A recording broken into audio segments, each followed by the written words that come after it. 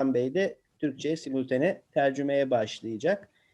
İstanbul Planlama Ajansı'nın Dünya Şehircilik Günü özel etkinliğine hepiniz hoş geldiniz. Etkinliğimiz hem YouTube hem Zoom üzerinden canlı olarak yayınlanıyor. YouTube kanalından, Enstitü İstanbul YouTube kanalından etkinliği takip edenler İngilizce olarak yayını takip edebilirler. Türkçe simultane çeviri isteyen arkadaşlar Zoom'dan etkinliği takip edecekler. Etkinliği Türkçe olarak dinleyebilmek için Zoom'da alt tarafta menüde Interpretation diye bir buton var. Interpretation butonuna basıyoruz. Oradan Türkçeyi seçiyoruz veya Turkish ve aynı zamanda Mute Original Audio diye bir seçenek var. Onu da işaretliyoruz. Yani Türkçeyi seçiyoruz ve Mute Original Audio diyoruz. Bu durumda Sungur Savran Bey'in simultane çevirisini dinliyoruz. Şimdi aynı anonsu İngilizce olarak yapacağım ve İngilizce olarak devam edeceğim. Çeviri için arkadaşlar Interpretation'dan Türkçeyi seçelim Zoom'dan katılan arkadaşlar. Hello everyone, welcome to Istanbul Planning Agency's special event for the World Urbanism Day. First, I will start with an announcement about technical issues. This conversation will be broadcasted both at the Istanbul Institute Istanbul's YouTube channel and Zoom. So you can watch the event in English at the YouTube channel of Institute Istanbul. If you like to watch the event in Turkish, you need to switch to Zoom. You need to use the Zoom link, and you need to choose from the menu down in the interpretation menu, and then you should select Turkish. And you should also select Mute Original Audio. So if you want to listen to the simultaneous translation by Mr. Sungur Savran, you need to use the interpretation button on the bottom of the Zoom, and then select Turkish and select Mute Original Audio. Okay, so let's start. Welcome again to the Istanbul Planning Agency's special event for World Urbanism Day. We are very excited today to have Professor AbdouMaliq Simone as our guest speaker. Professor Simone will make a presentation titled Counting the Uncountable, Revisiting the Concept of Majority. But before we start, I would like to give a brief information about the Istanbul Planning Agency.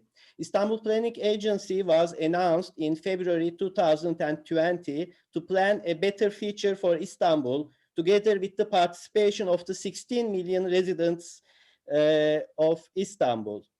There are 4 branches of our agency. The first one is the Public Design Office that evaluates spatial projects produced within the body of the Istanbul Metropolitan Municipality with an innovative point of view in a way to ensure public benefit and effective public service.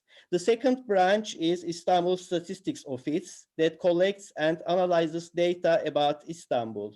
Istanbul Statistics Office aims to combine all statistics related to Istanbul under one roof. The third office is Enstitü Istanbul. Enstitü Istanbul conducts academic as well as archival research, builds collaboration between universities and research institutions, organizes events and interviews with researchers, publishes videos and articles regarding novel studies on Istanbul. And today, as I mentioned previously, our interview is broadcasted through the YouTube channel of Enstitü Istanbul as well. And the final branch of Istanbul Planning Agency is the Vision 2050 Office. The Vision 2050 Office plans with an aim to make Istanbul a fairer, greener, more resilient, prosperous, and creative city. While planning a better future for Istanbul, the Vision 2050 Office takes the democratic participation of Istanbul residents to the center. In line with the United Nations Sustainable Development Goals, the Vision 2050 Office developed policies and strategies ranging from issues such as demography and migration to employment and social policies, from urban resilience to gender policies. So my name is Murat Güney.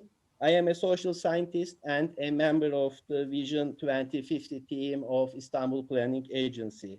Now I will the microphone to Mina Yıldırım from the same office from Vision 2050. She will introduce you, Professor AbdouMaliq Simone.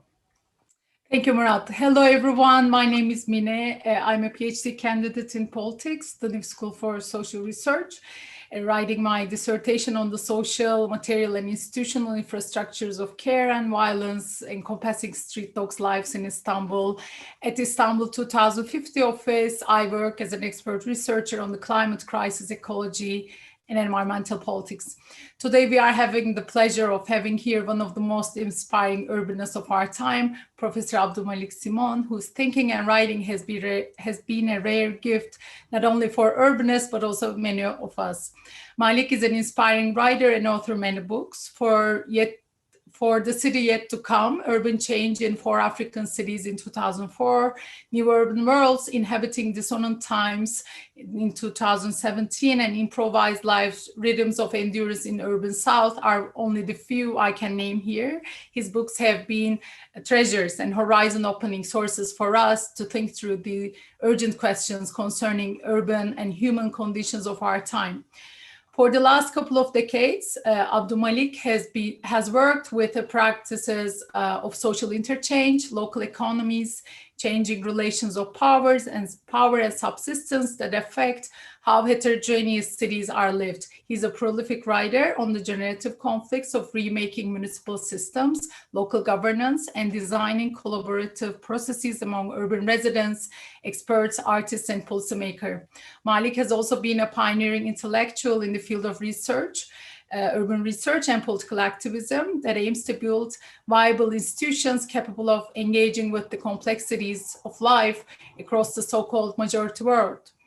The wide range of his work highlights the lived experiences associated with urban economies, the markets, myriad conjunctions of everyday lives, endurance, and placemaking among the poor, the most vulnerable, precarious, but also persistently resilient, self-reliant communities in the cities. More specifically, AbdouMaliq focuses on the lively infrastructures, social interchange, possibilities of mutual assistance, survival, changing capacities, and tackling structural injustices, prejudices, and challenges, as well as complexly intertwined licit and illicit ways of keeping one's head above the water, in his words, among the increasingly impoverished, underdeveloped, underserved, and marginalized communities in growing metropolises. These are also the very relevant issues for Istanbul, and therefore are the critical problems we are also attentively attuned to thinking through and working on at the Istanbul Planning Agency. Currently, AbdouMaliq is Senior Professorial Fellow at the University of Sheffield. His present research explores analytical and governance frameworks necessary to address the disparate conjunctions of landscapes, aspirations, and economies prevalent in and across extended urban regions in South and Southeast Asia. Malik also investigates, here I quote his own words, the effects of globalized generic blackness as organizing instrument of urban life and the kinds of political instruments that are entailed in circumventing racialized control system. Please let me thank AbdouMaliq Simone for not only being our guest here tonight, but also for his thinking, intellectual rigor, and passion that teaches us to think through junctures, interstices, and disjunctures of living, and to guide our political efforts to build more just, equal, more healthy, and habitable cities. And please join me to welcome tonight here Professor AbdouMaliq Simone and give him the floor. AbdouMaliq, thanks for being us tonight. And here I give you the microphone. Thank you, Mina, for this exceedingly generous introduction. Thank you, Murat, for having invited me, and thanks to the Istanbul Planning Agency as well to invite me to mark this day.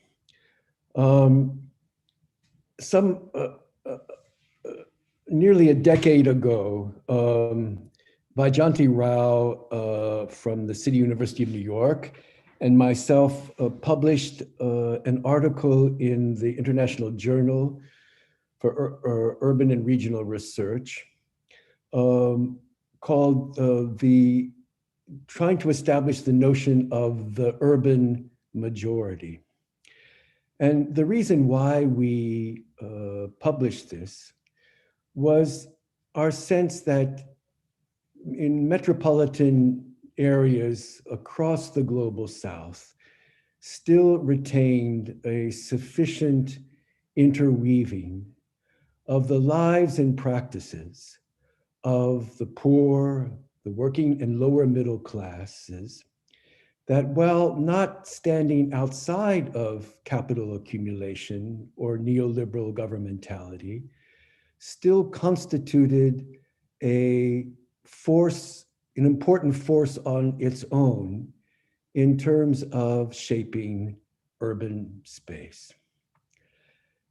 And that these practices largely entailed an economy of relations, of people, residents, taking what they had access to and putting it in relationship with what other people had access to in order to create territories of operation, that is, constitute territories through which they could operate to maximize the possibilities of having a life which they deemed worth living. And we are about to publish again an article where we attempt to revisit the notion of this urban majority 10 years later. So why is this? Why do we think this is important? The kinds of crises that have been experienced by urban areas across the world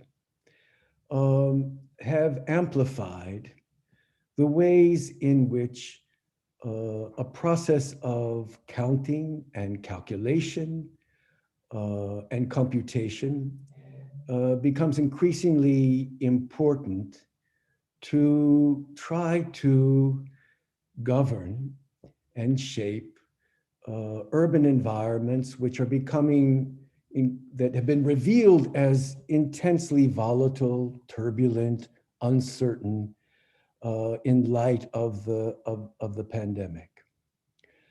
And that in some ways that this notion of computation is also a kind of economy of relationalities, but in a very different way. So here, determinations of who can do what with whom, under what circumstances, and what can be produced from these relationships are largely taken over by increasingly integrated systems of data analysis, of data retrieval, data analysis, track and tracing, that render all kinds of the diverse experiences of urban life as some kind of interoperable data. And the focus here is what do these, in a way, like the very heterogeneous, diverse complexions of urban districts and territories, what we call the majority, just as these kinds of diversities were put in relationship to each other. What does my experience have to do with your experience? What does my particular position and occupation and sensibility and way of doing things have with your way of doing things? But in this instance, this interoperable data becomes a way in which what is asked is, what does your health records and your educational attainment and your credit scores and your police record and your demographics and your class background, whatever criteria we want to use, what do these things have to do with each other? But in a way that provides a kind of statistical count, a kind of artifice that is simply a product of calculation rather than negotiation.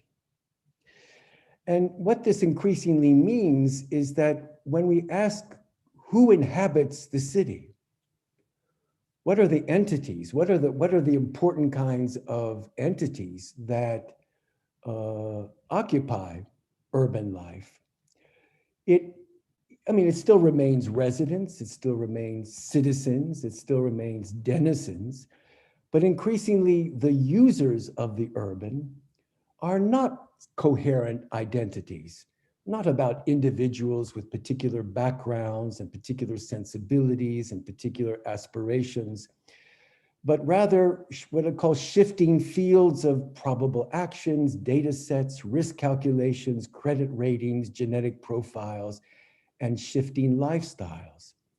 So each of us is in some ways taken apart in terms of who we are, in terms of the various kinds of variables that in some sense make us up. So urban populations are less defined by stable, differentiated attributes through which different kinds of opportunities and inequities can be measured, but rather by the nature of their convertibility and interoperability. That is, the capacity of populations to compose and decompose to become different things at different times. And this is the entire logic of data analytics, of continuously running of algorithms, which in some sense take us apart and recombine us into all different kinds of collective entities that in some ways are not based on ourselves as part of households, part of communities, part of larger social collective life, but rather in which we're in some sense what has often been called deviduated, that is broken up into particular units of information, and that those units then become recombined in different ways to make us part of all kinds of an almost infinite number of data sets. And in some ways, this has become the kind of predominant imaginary of being able to govern urban life.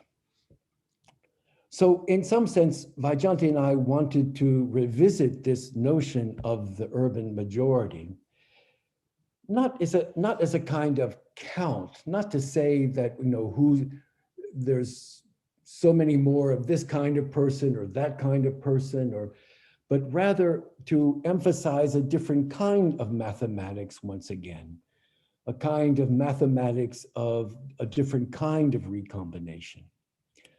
And in this way, trying to put to the forefront the very active ways in which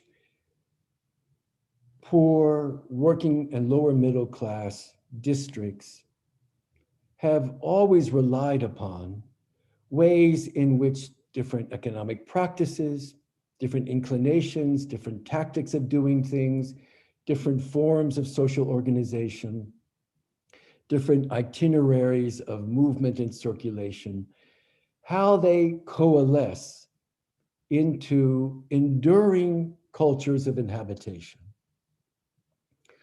or proliferate as momentary occupations of more provisional, temporary, experimental situations.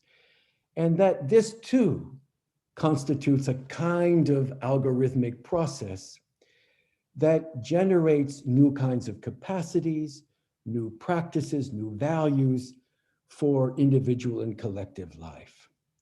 So for us, this majority was never a kind of static entity. It was never a kind of new class in the making, not so much a sociological or political entity, as it was a manifestation of possibilities and affordances that the ongoing process of urbanization lent to inhabitants, bearing a structural onus that is being put in a structural position of largely having to make their own way in urban life. So in some sense, it was that the majority was,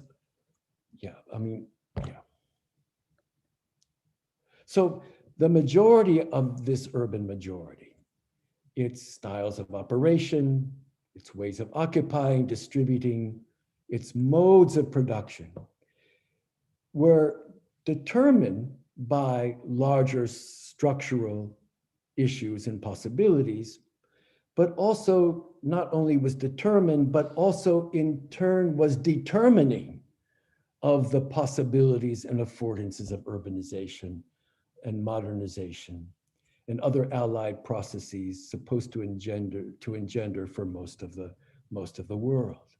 So to emphasize that what this majority was able to do was in part determined by the kinds of modalities of economic production, the kinds of rationalities of the way in which cities were governed, but in turn was also determining of what economic life, politics, and governance were for particular kinds of urban contexts.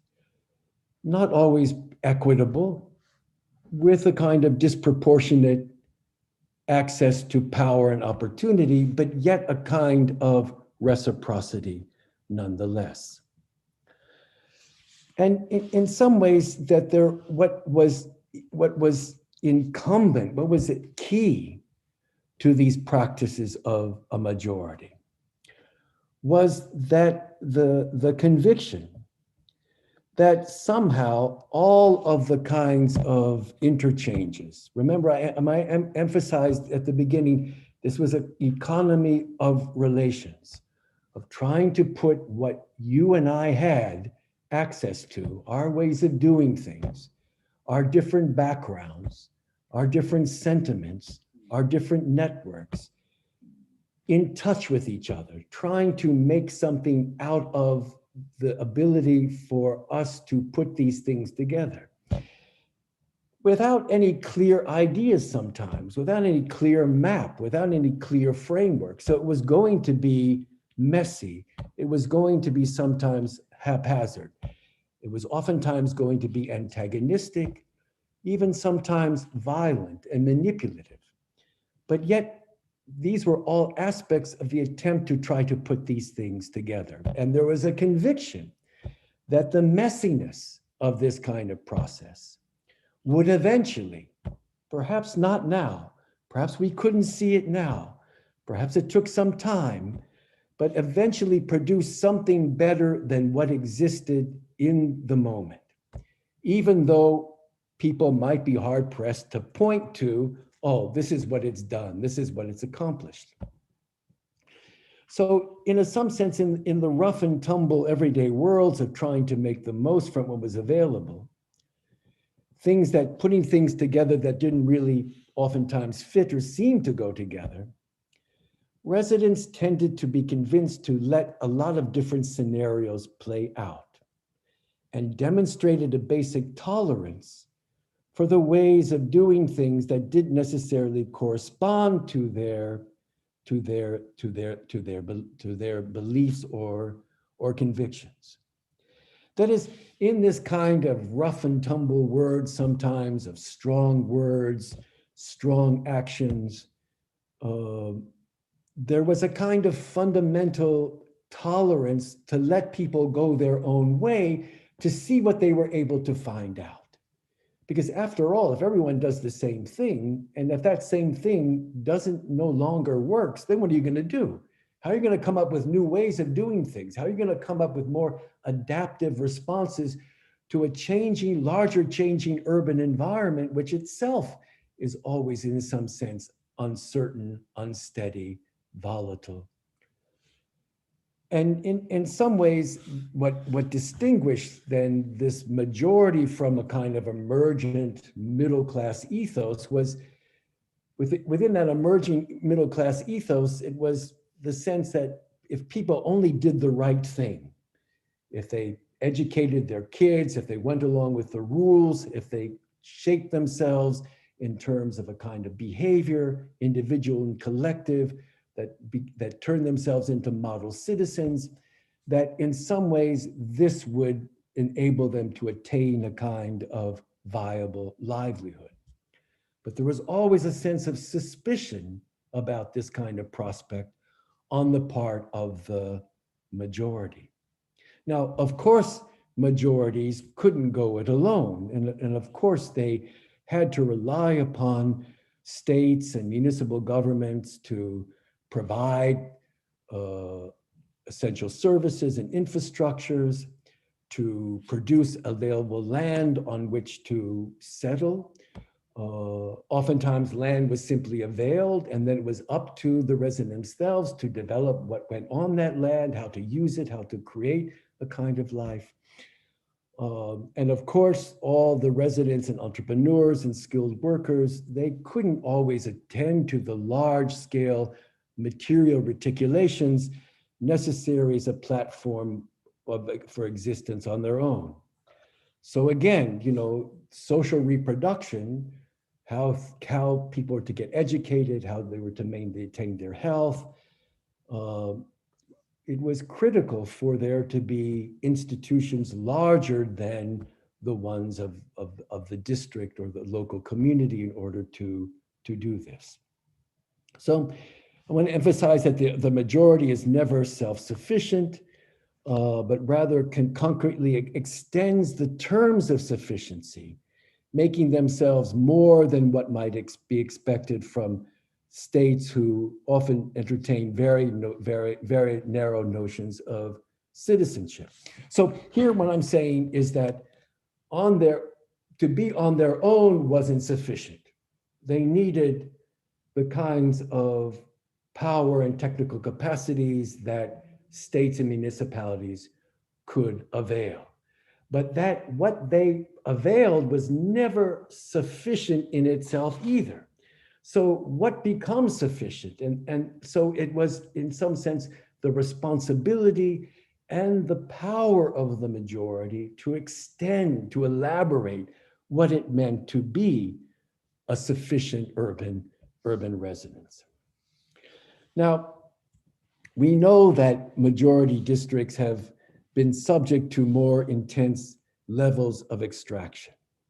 That is, the very thing that made the majority, the very kinds of collaboration, the very kinds of inventiveness, of being able to make and repair, the kind of freewheeling give and take amongst different kinds of actors.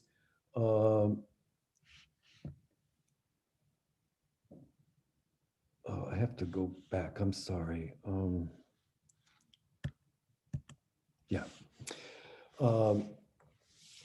That the very thing that makes the majority now becomes resources for states and other institutions that, operating under conditions of austerity or the maximization of land value or the conversion of urban space into administrative and financial centers, they become the very resources for these kinds of efforts.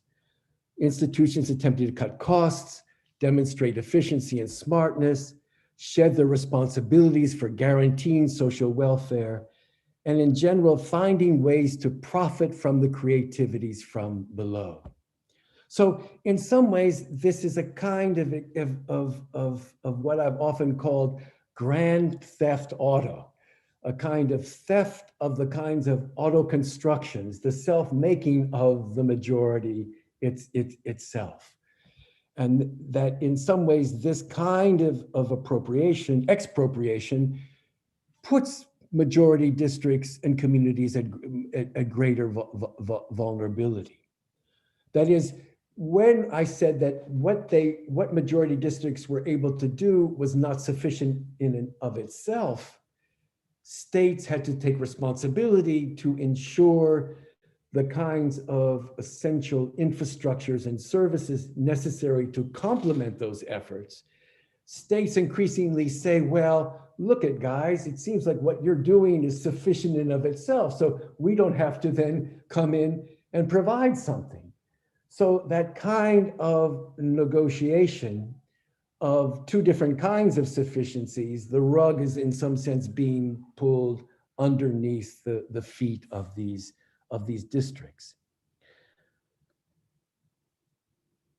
So as the developmental priorities of urban cores now emphasize logistical hubs, transport relays, financial and service centers, I mean, the very kinds of trajectories of development you in Istanbul are really quite familiar with, and which Istanbul in almost an iconic way has come to represent, majority populations find themselves increasingly displaceable, if not expendable, and the objects through which states and other regulatory apparatuses demonstrate their capacity to control, to measure, and to contain. So what once was a kind of political accord, a kind of unofficial political accord, where states said to majority districts, look, go ahead, put together a kind of urban life which is viable, and we implicitly will let you do that as long as you don't become revolutionaries, as long as you don't shake up the boat too much, as long as you don't make too many waves. There was this kind of unofficial social compact which existed. But that social compact now is being fundamentally disrupted, where states are saying, look, in terms of being able to access greater amounts of financial investment, FDIs from abroad, in order to do these things of logistical hubs, new financial service centers, capital intensive kinds of investments and maneuvers, states want to demonstrate their capacity to keep things in line, to exert discipline over urban space, in some ways by pulling out of those social compacts and being able to demonstrate that they're the ones who can move populations around.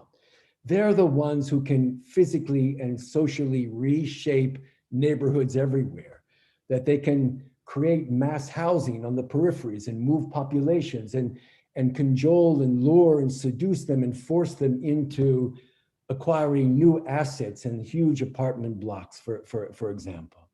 So that in some sense, that social compact is at an end.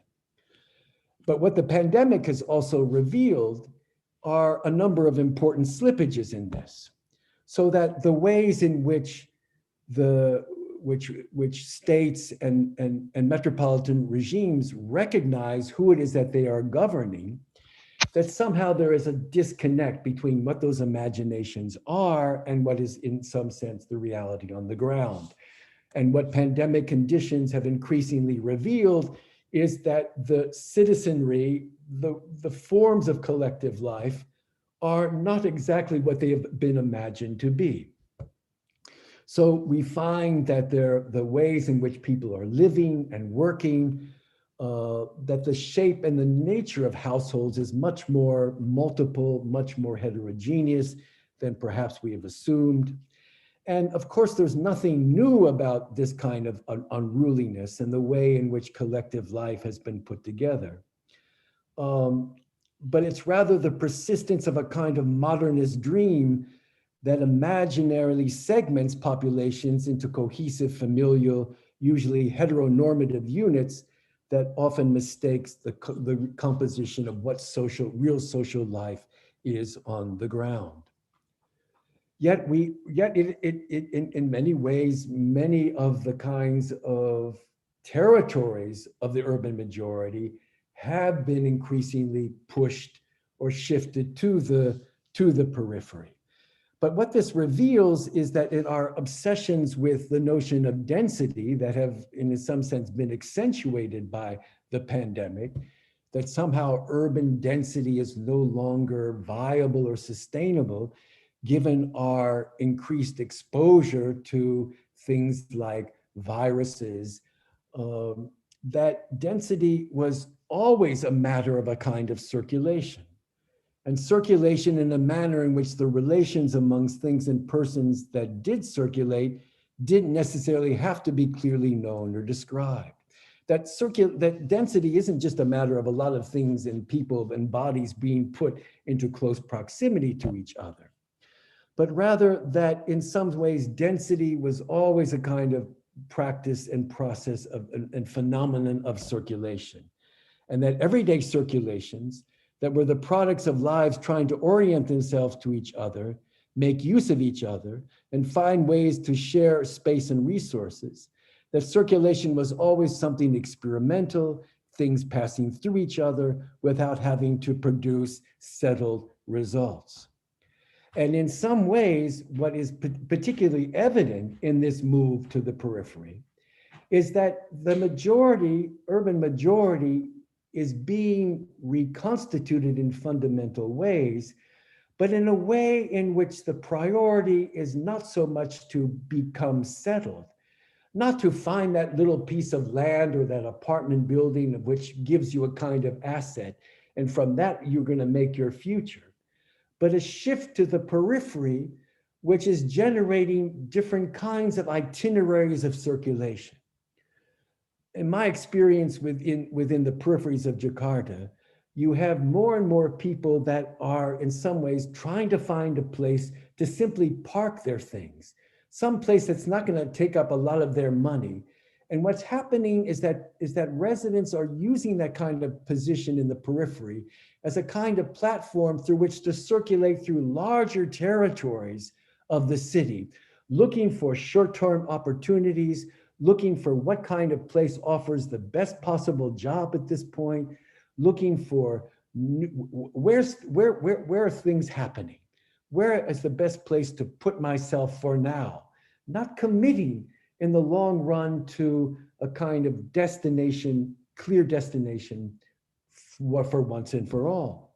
It doesn't mean that people give up the hope of having a kind of to be settled in place, have a kind of firm ground on which to build on. But the perception is that at this moment, this is not the kind of right thing to do. It's not the most advantageous thing to do. The cost may be too high. Why should I put everything that I have and hedge my bet simply in putting it in one place? So the majority continues to exist in perhaps a different kind of a way. Still, in terms of an economy of relations, but an economy of relations where it's the relationship between different itineraries of movement and circulation that become the important kinds of things.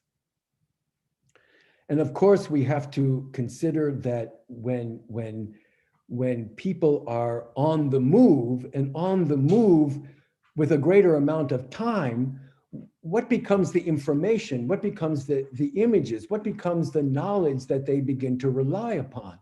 And this is where social media becomes really particularly important, because social media becomes a kind of instrument of sharing of information, creating knowledge for people on the move, rather than people in the neighborhood who spend a lot of time in that neighborhood. They can talk and negotiate and share with each other. They can spend a lot of time witnessing each other, paying attention to each other. What happens is in some sense this kind of, so media becomes increasingly the tool of information and knowledge creation for people on the move. And we all know the kinds of positive and negative aspects of a reliance upon this kind of media, particularly as rumors circulate, gossip circulates. How do we tell what's the truth of a situation? How do we verify things?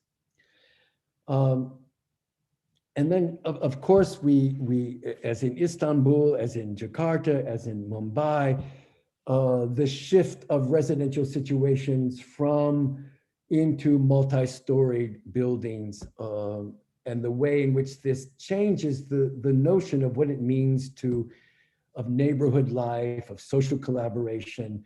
But what I want to emphasize is that these places, no matter how vertical they may be, no matter how homogeneous they may look, they continue to remain threshold spaces of gathering, works in progress that continue to mold class, community, labor, and desire into what we call a kaleidoscope of patterns of collaborations and amorphous forms of sociality that really can't be aligned up to specific transcendent forms of community or to a sense that, oh, we're just now individuals and we have no relationship with each other.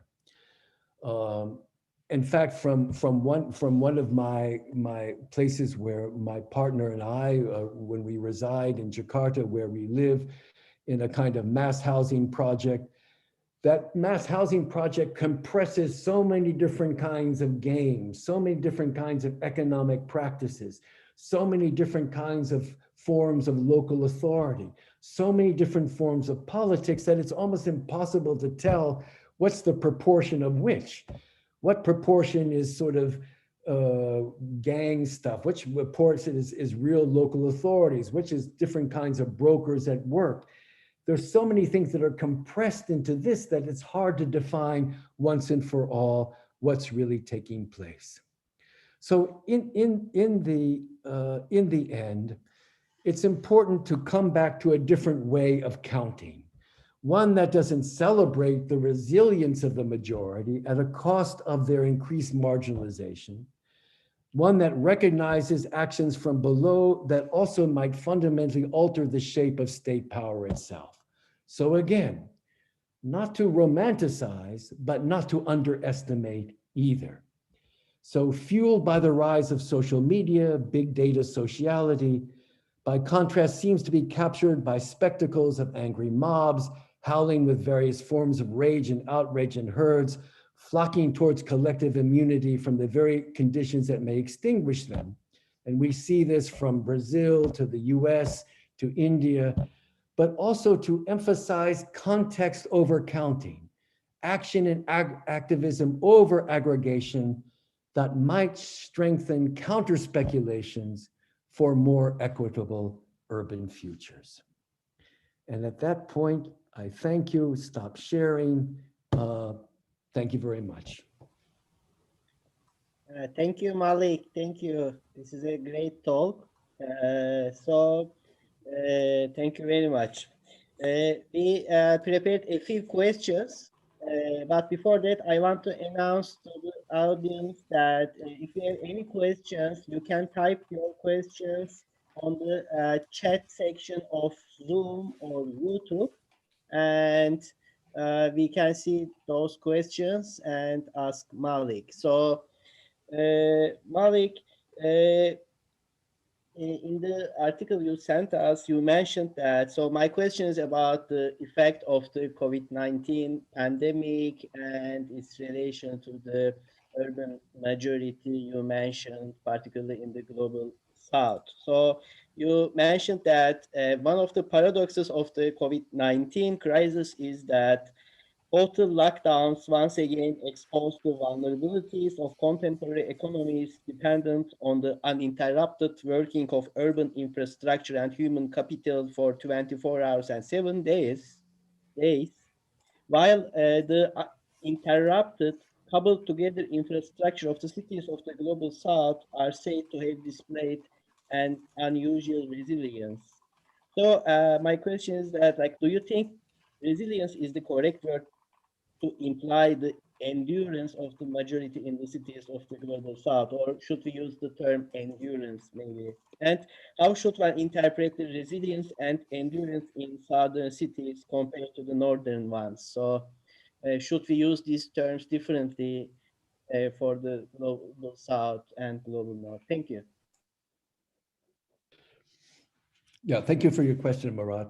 I mean, in some ways, the word resilience, we well know, is quite problematic in many respects.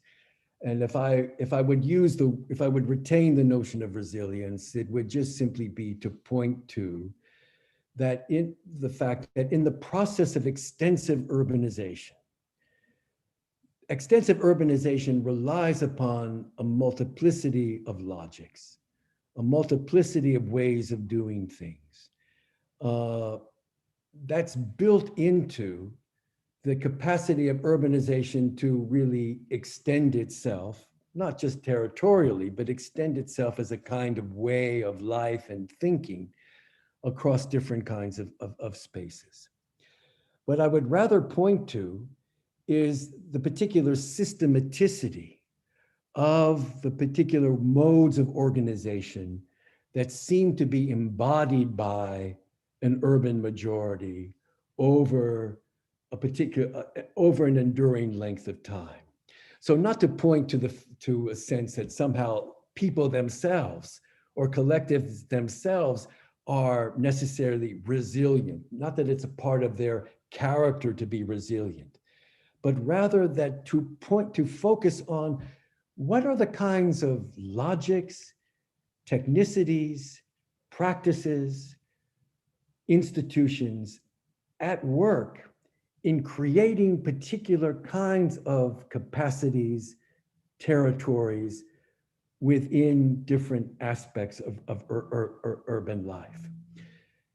We don't have a sufficient vocabulary at this point to be as precise as I think we need to be precise. Resilience, informality, these are simply ways of pointing to what we need to do, which is to be more specific about the kinds of constellations and operations that are at work in terms of producing particular kinds of residents, particular kinds of places, and particular kinds of capacities. Thank you. Yeah, and thank you, Malik. We have another question. I think it's following on Murat's question and your answer. From climate change, adaptation and mitigation policies to vulnerabilities-oriented crisis action plan, to the progressive policies tackling, again, like any kind of disaster in the cities, resilience has long been the central concept of progressive urban politics in major cities of the world. However, you have a fundamental critical take not only on the use of the term, but as I understand also the disruptive role of resilience / big data to obscure the already marginalized, underdeveloped, underserved, and undervalued majority. You also stated that COVID-19 pandemic exposed the inconsistencies and fragmentation of urban governments, and rightly so. The pandemic has also revealed the extent to which urban governments has relied and, as you stated, are also being structured by and will even be more dependent upon the critical safety nets woven by social infrastructures and hyperlocal worlds, practice of subsistence. Your emphasis, as I understand, on the constitutive, mitigatory, and even life-saving roles of the social structures of care also represents a very critical turn in the growing literature on the politics of infrastructure, science, technology, society studies, and challenging actor network theory, among other critical fields of thought. Then I think the question becomes, I want to ask, what would be the ways of policymaking that would no longer obscure the roles of self-constituted development and governance, but instead be more attuned to, and even, if we are lucky, to enhance, to embolden the receptive, the participatory tools to strengthen these lively infrastructures in cities?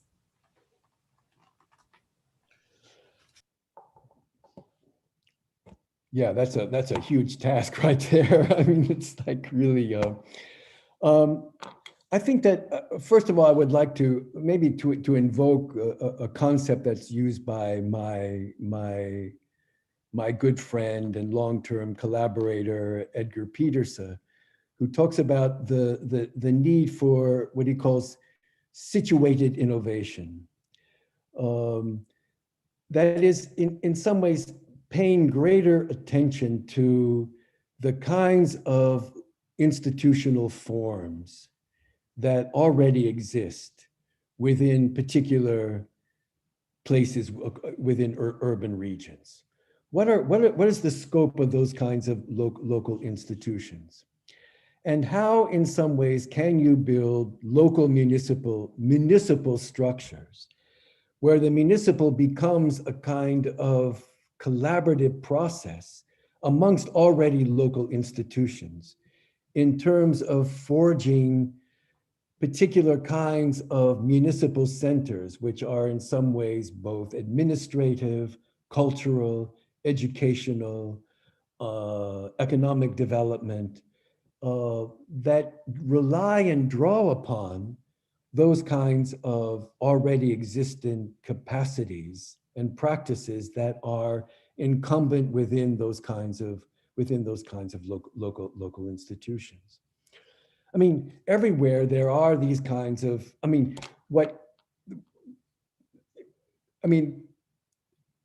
at the periphery, maybe it's a different game and maybe it's a different dilemma, because oftentimes at the periphery, there is no policy making because different local authorities simply want to pass the buck on social reproduction issues. They may want to claim land and claim money, but when it comes to schooling, development of hospitals, development of social services, one local district will say, no, that's your job. And the other one will say, no, it's your job. So in some ways, there are different challenges for policy making, depending on the kind of territories and histories that are involved. But how in some ways do you I mean, where does public municipality institutions begin and where do they end? And okay, we have city halls, and policy tends to emanate from city hall, but why should city hall simply be that particular instantiation of city hall? Why can't city hall be a kind of distributed process which folds in a multiplicity of different kinds of institutions and sites in a kind of distributive, collaborative form of governance, which in some ways draws upon the vernaculars, the practices, and the different modes of demonstrating authority that are incumbent across different kinds of districts. Thank you. Thank you for the answer. We received one question. It's also about the COVID-19 pandemic. Here is the question. The COVID-19 has unfortunately once more highlighted how some urban places and inhabitants are undervalued and ignored. Planning is a complex process that involves various actors and institutions with different interests, aims, and purposes. And planners have already started to question the way the urban spaces are organized, yet there has to be more efforts. Based on your observation in Jakarta and Mumbai, in which ways do you think urban planning can progress to tackle inequalities that seem durable and once more underlined by COVID-19? Well, there are a couple of dimensions to this question. In what ways can we maximize the use of the technical tools of planning for the particular kinds of agendas and needs incumbent to particular areas of the city? Oftentimes, the kinds of rationalities of planning are too often captured by specific political interests, which then forefront those interests in the name of the scientific background of planning. Whereas what ways can these tools of planning, which I think are essential, we might as well use the kinds of resources that they provide us, but how can they in some ways be deployed by the particular kinds of aspirations and needs and sensibilities of particular communities? That's one thing. So it's not to deny planning, but how do we put those tools and techniques into the hands of more citizens and more local institutions who could really use them to maximize their own capacities? That's one thing. The other thing is that planning always has to exist within other practices of trying to define the future. And in some ways, what I've been talking about is that the majority, it's not that they haven't used planning, they've relied upon planning a great deal, but they've also, in some sense, staked those futures in terms of a notion of eventualities. That is, what the majority was always doing, it was always proposing things. It was always, you know, when someone began to sell cigarettes outside their house, it wasn't just because they wanted to get some extra money, but that act of selling cigarettes outside that house was a kind of proposition. It was proposing to your neighbors, hey, look it, this is what I'm doing. I'm proposing something to you as well.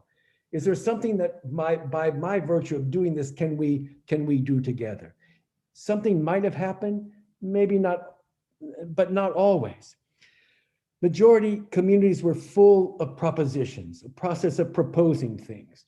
And those propositions could be sometimes outlandish, reasonable, but it was an attempt to make something happen. But there was always a conviction in that process of proposing that eventually something might happen. Eventually something was going to take place.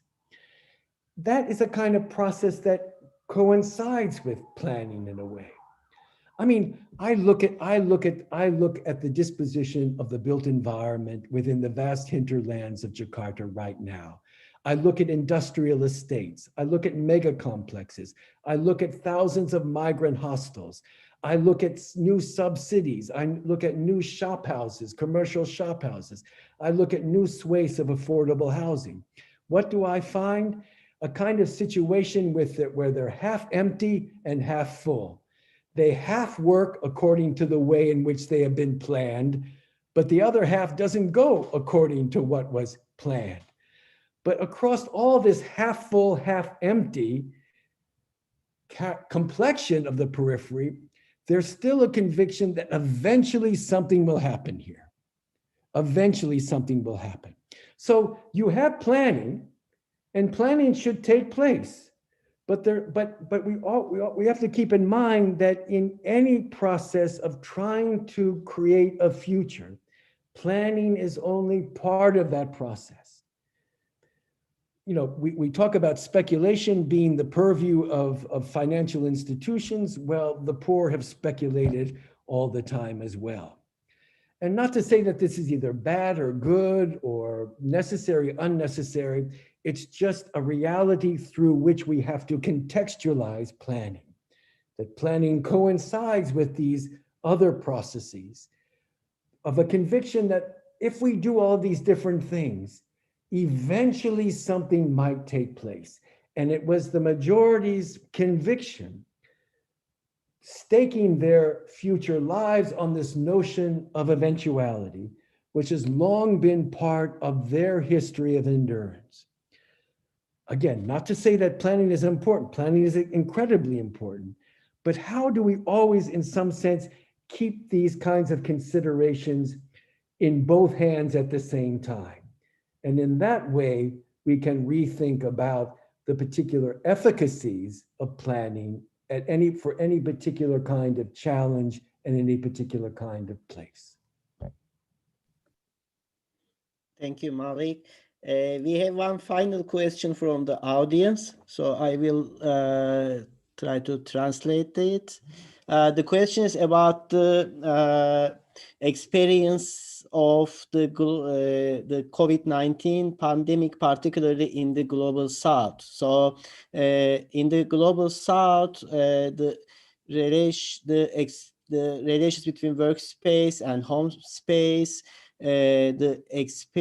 how the inhabitants experience the space is different in the global south. So the organization of the collective life, the social collaboration actions are organized mostly in informal ways and goes beyond the control of municipalities and governments. And people develop their own informal way, for instance, to solve problems such as food distribution. So, so the question is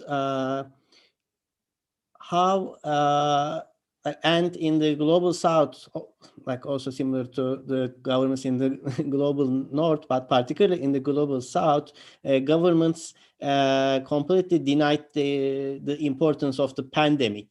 So under such circumstances, how people, the urban majority in the global south can develop new novel ways and ways of mobilization to fight or to cope with the pandemic. Can you give us some examples about some actions of the residents of the urban majority living in the metropolitan cities of the global south to secure their own self-sufficiency?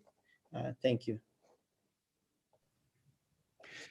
See, again, this is a matter of the reciprocal relationship between two trajectories of sufficiency. Now, what I'm saying by that is that in many of these majority districts, which what I'm speaking about, particularly under pandemic conditions, in many instances they have been able to circumvent really difficult conditions by virtue of a long-honed, historically developed capacity of people simply to pay attention to each other. The ways in which their everyday circulations, their everyday lives, their everyday practices of livelihood depended upon paying attention to each other, to witness what was going on, to look more at what's going on around them, that larger surrounds, and moving themselves and adapting accordingly. I mean, here in London, we're under supposed lockdown. People oftentimes don't have a clue. People simply don't pay attention to what's going on around them. They don't have the kind of it's my right of way. It's my agenda. It's my thing. Within majority districts, this was never really the case. My thing could only be in the context of what I was able to do with other people. So a kind of intricate choreography of movement and circulation, which meant that even in very dense areas, one could mitigate or attenuate the effects of the more debilitative effects of viral transmission. This does not mean that these territories are invulnerable. They are vulnerable, and they are more vulnerable when, for example, your access to basic primary health care is a long way away. When there's not sufficient kinds of resources being put in to basically substantiate those kinds of local institutional capacities. For example, in Dharavi in Mumbai, this has been held up as a kind of iconic district, poor district, which is able to circumvent the worst of what was expected from pandemic. But there it's because these local institutions have been long developed in terms of negotiating with the Mumbai Metropolitan Authority with different kinds of capital formation to make sure that those institutions have sufficient amount of resources to keep going. So I'm saying that there's a kind of skill and resourcefulness within majority communities based on their capacity of attentiveness and the way in which again, that relational economy is based on attentiveness. But in and of itself, this is not sufficient. It requires a kind of surplus of sufficiency provided by state and metropolitan governments. And that's where my worry becomes, is that this kind of surfeit, this kind of surplus, this kind of essential complement increasingly is being attenuated and pulled away.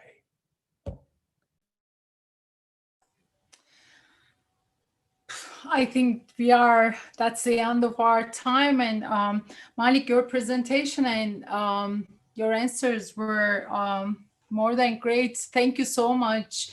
And I think this was a brilliant talk that you highlighted once again the critical importance of social possibilities of care, and like thinking of some urban lives, some practices, a lived experience in the city as like capacity. Of course, they are changing, but like constantly changing capacities, recapacitation of urban residents for attentiveness and care as our tools and our like only beloved and most important, but like paradoxically ignored tools and mechanisms to survive this crisis and the waiting or maybe incoming other crises of the world. So once again, we thank you so much for being with us today. This was very rare opportunity and very rare pleasure. This talk and your answers and the discussion was a true gift for us. And you gave us very powerful insights and once again, motivated us to think through the difficult questions and challenges of our time, particularly in Istanbul, where our office is aims to and dedicates itself to generate better, more inclusive, more healthy urban planning processes. So I would like to use this last moment to thank also our translator who had been translating AbdouMaliq's words into Turkish, Sungur Savran, and our team. If there is no other question, can I ask for one final word? If you have any final comments or remarks, AbdouMaliq, we would like to listen to you. Thank you, Mina. Thanks for your, again, for the very generous introduction, for your managing the process. No, I want to give a shout out to my comrade in arms, Joe Heathcote, and I want to thank you and Murat and the Istanbul Planning Agency. Thanks so much to the translators. I hope I didn't give you too many headaches. I appreciate and value your skill and your patience. Thank you for inviting me. I wish everyone well, good health, and I look forward to coming to Istanbul soon. We would like to have you, yes, in better conditions. We would be very happy to have you here in person and meet you in person. Thank you, everyone, for being with us tonight. And I say hi to our friends, professors, teachers across the ocean, also in other cities. And I wish everyone a good health and a good evening from all around the world. Bye-bye. Thank you, everybody.